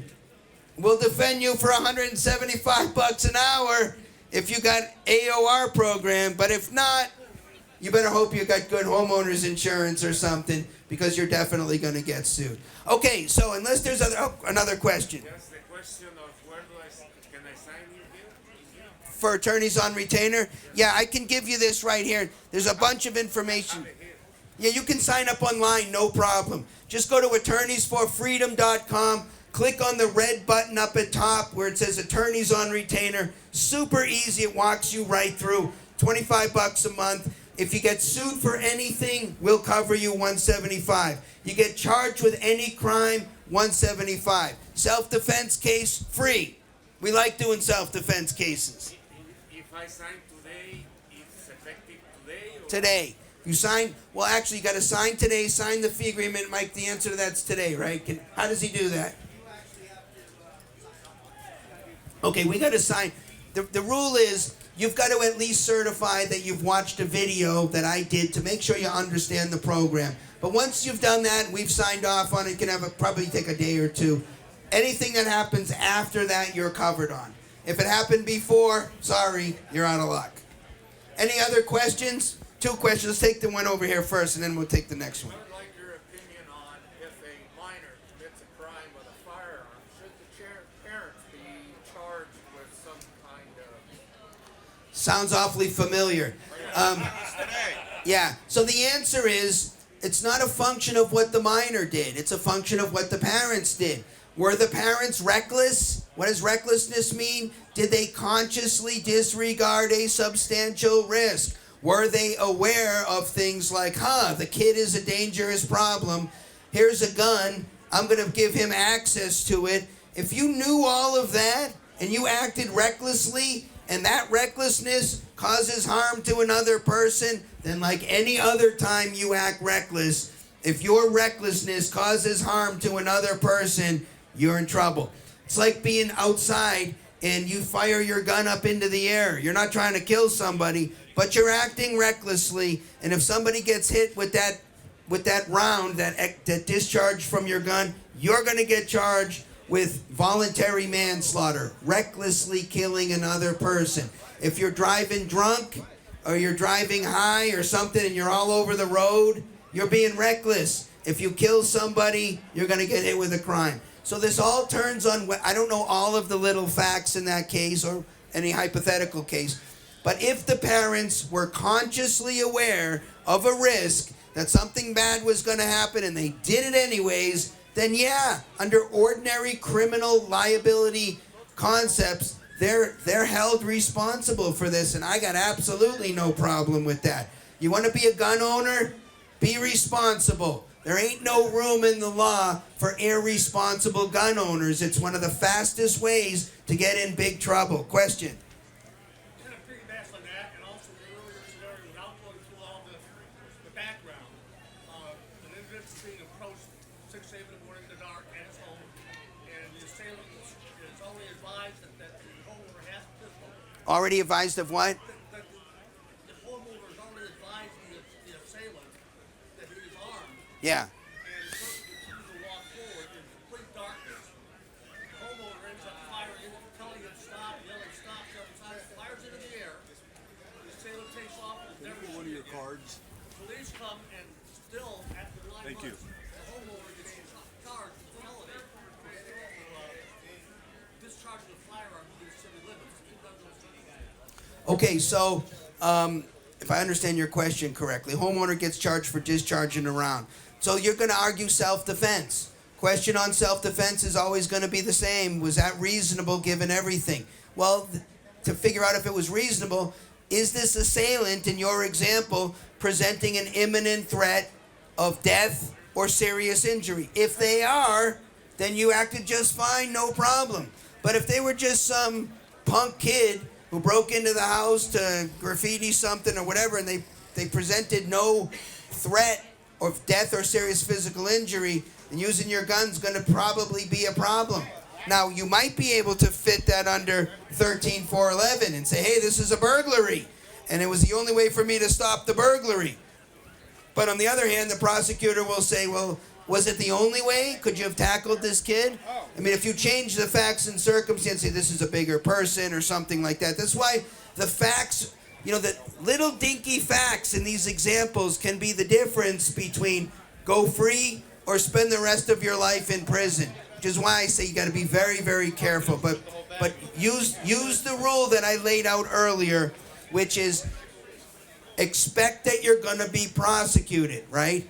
If being prosecuted is not as bad as what's going to happen if you don't pull out the gun, then pull out the gun. So that's really the touchstone of the example that I would use to analyze the situation. I wish I could give you a better answer, but it turns on the facts. Any other questions? Oh, follow up. After 2 years, the charges were dismissed. And so the year and a half in state prison was null and I don't understand. Somebody was charged in this situation? He was charged with discharging a firearm within city limits. I see. Even though there was no victim to be found.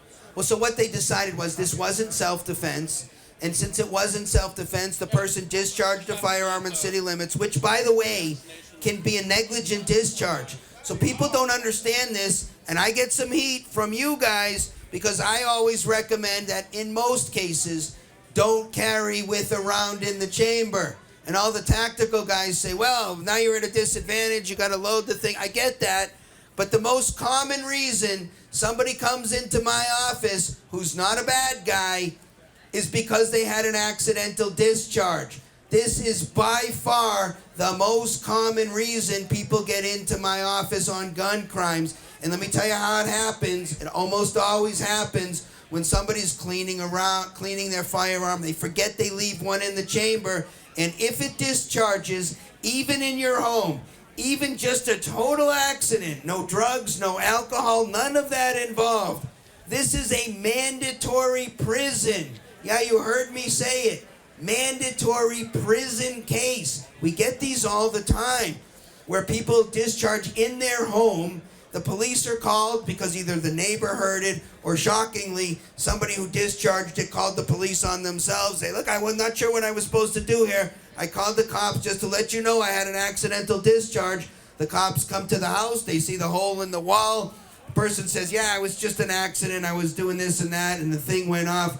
They get arrested, taken to jail, charged with the felony, dangerous felony, class 6 of negligent discharge. And this is mandatory prison, even for somebody who has no priors at all. Now, unless there's some egregious facts, usually we get the person out of prison on that.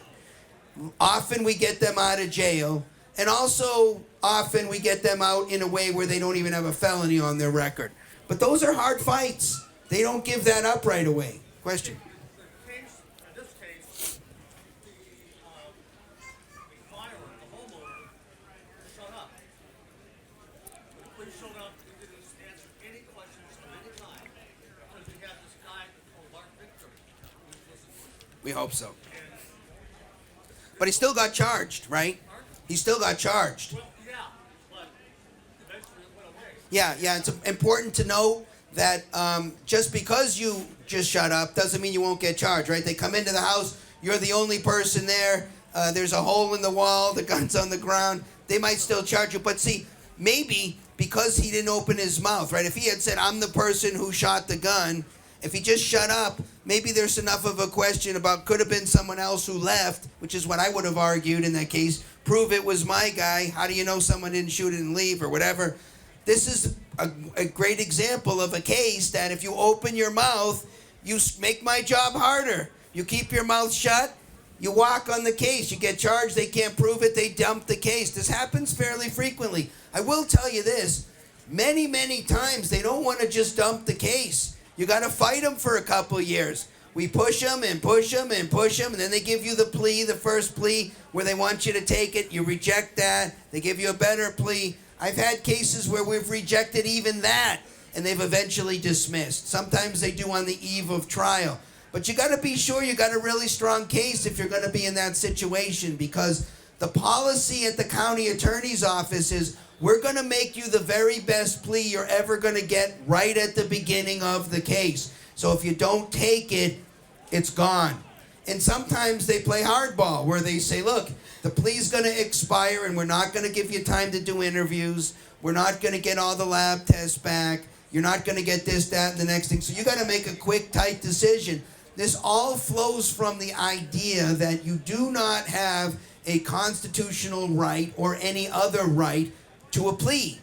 They don't have to make you a plea. And I have had cases, very, very rare, usually they're the death penalty variety, where they don't offer you a plea. They say, hey, we're not going to go easy on this guy. We're going all the way, and no plea offered. They force us into trial. That happens sometimes. But more times than not, like think 99%, you're going to get offered a plea. And so you really got to be careful with that plea, because as I tell my clients, it's not just a matter of accepting the plea. You got to make sure it's the best plea you're ever going to get. And you also need to compare that against what your risk of trial is. So I tell people my job as a criminal defense lawyer is to get them 2 pieces of information. Number 1, what does your case look like at trial? What's the chances we actually got something here? And what are you looking at if we lose? And then you compare that against a piece of information number 2. What is the best plea I'm ever going to get in this case? And if the best plea is way better than what's going to happen if you go to trial and lose, and it looks like that's what's going to happen, then you take the plea. If the plea, and this is the case sometimes, I say to the prosecutor, dude, where's the bargain in the plea bargain? My guy could do just as well if he went to trial and lost. I take that as an invitation to go to trial. If you wimp out on those and take the deal, well, then they know. They'll give you a crappy deal and you'll take it. So as I tell my clients, no matter how bad your case is, I'm going in with the attitude of I'm excited to go to trial. My first meeting with the prosecutor is almost always some version of, hey man, glad to see you're on this case. Glad we're going to be working together. It's going to be such a fun trial. So excited about it. We got this issue, this issue, this issue. Lots of interesting stuff that will go to the Court of Appeals and the Supreme Court and the federal court. I usually end that with, my grandkids will be litigating this case against your grandkids someday. Keep in mind the prosecutor's attitude. Tons of cases, tons of work. We get paid the same, whether we work a lot or work a little. Which do you think they're going to opt for? So if you make them work a lot, this is one of the techniques we use to get a better plea. But to work a lot means you got to fight everything. You got to bring the motions. You got to do the research. You got to do the interviews. You got to retest the substance. You got to fight the case. I tell people all the time, and I'll tell you guys right now, you're charged with a crime. You want somebody to hold your hand and walk you through the system, you can go right past our law firm. We don't offer that service. Not interested.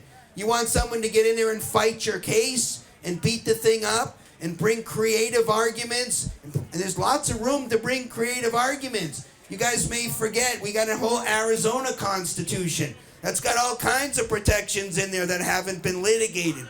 We also got some decent justices on the Arizona Supreme Court.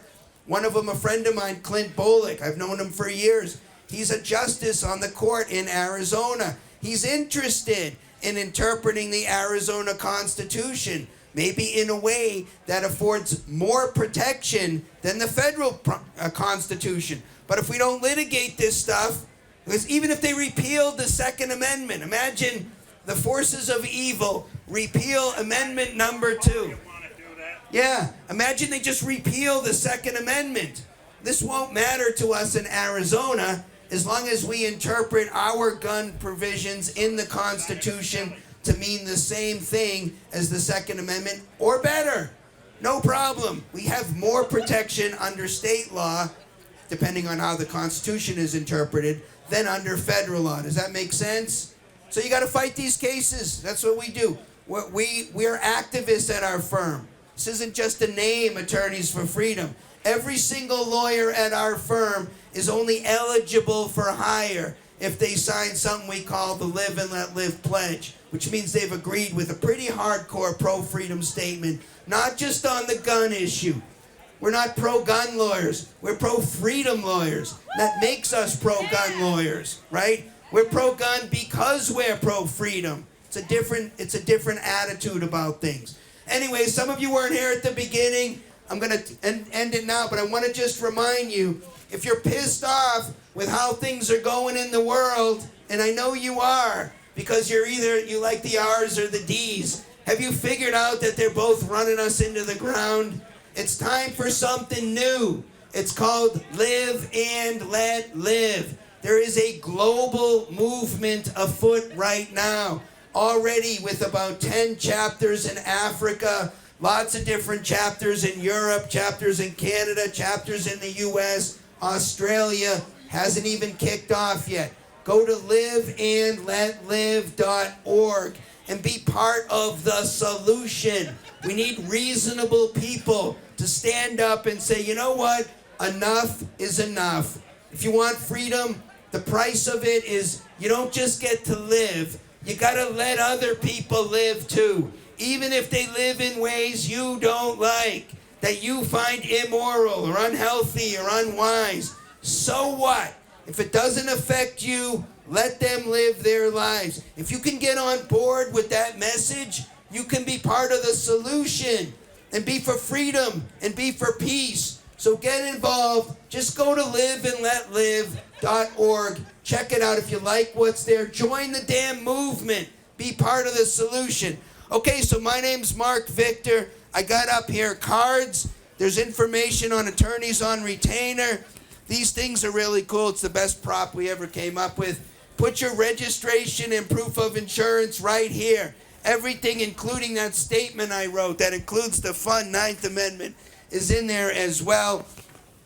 This talk, if you missed the whole talk, it'll be on the internet again soon. But here's a little article I wrote, the 5 things every responsible gun owner ought to know. Everything I talked about, almost everything I talked about in this talk is right here in this little pamphlet. You're not going to read this stuff anywhere else. This is a function of my almost 30 years representing people in gun cases. And then, of course, the always popular, I am a peaceful AR-15 assault rifle owner. Yeah, I know guns don't assault people. I put it in there so it would get people excited about the title. This is the case for why we should be, free people should be allowed to have guns. It ain't about what you need.